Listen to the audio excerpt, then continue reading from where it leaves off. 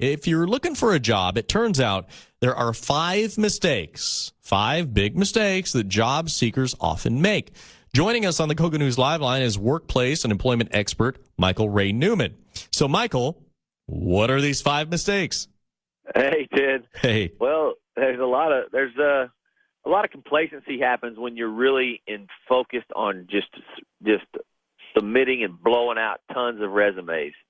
Now, especially now more than ever, it's easy to customize. Take the time to find out the person that the company that you're interviewing for, and take some of their keywords and implement them into your resume. That's a number one big thing right there.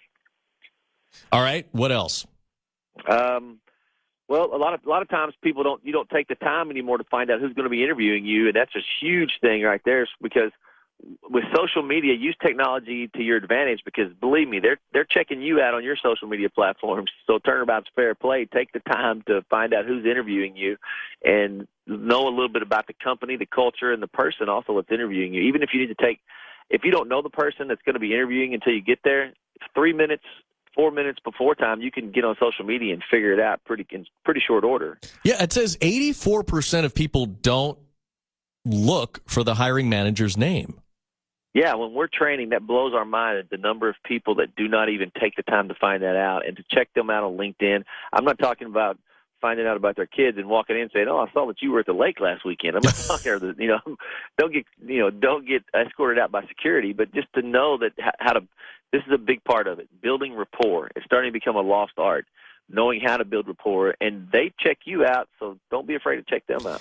Now, do most people customize their resumes, or do they just crank them out and send them, one after another? That's the problem right there. We get so focused on blowing them out. You just want to mass, and that's what happens. You just crank and bank and knock them all out, and then you really don't get the quality. It's quantity, but not quality. And with those resumes, do they often include cover letters, and how important is the cover letter? Cover letters. Big part of it. Even a lot of times you can't when you submit a resume now, it's online and you can't really have that personal touch. Don't be afraid to carry that cover letter into your interview and say, "It wouldn't let me submit this online, but here's my cover letter." That right there is your opportunity in writing, not a big dissertation, but it's your opportunity in writing to sell yourself. We're all in sales, right? You're selling yourself whether you're interviewing for a sales position or not. So go ahead and handle that. That gives you a personal touch most people don't do. Now, what about follow-up? I mean, you can be a pest, you can be a pain, or, where's the fine line of saying, "Hey, remember me"? Yep, there is a fine line. If they say, "Don't call us, we'll call you," don't listen to that. But you also don't want to stalk them. But it's really important as you walk in there that day, from the receptionist to the assistant to the person that walks you back, build rapport, get to know those people, find a common bond, because when you call back, you might want to talk to the receptionist and ask, and they'll give you a lot of inside information a lot of times. Another really big thing that you can do, and I think this is really the secret sauce, what sets you apart and really puts your name, takes your resume and puts it at the top of the deck, is a thank you letter at the end of the deal. Not a thank you email, a regular old snail mail thank you letter. Not long. Enjoy the culture of your company. I know I'd be a good fit. Thank you. And then if you have some little personal conversation you had, just mention that. Smiley face, exclamation point. That goes a long way. So something you said in there was important, though.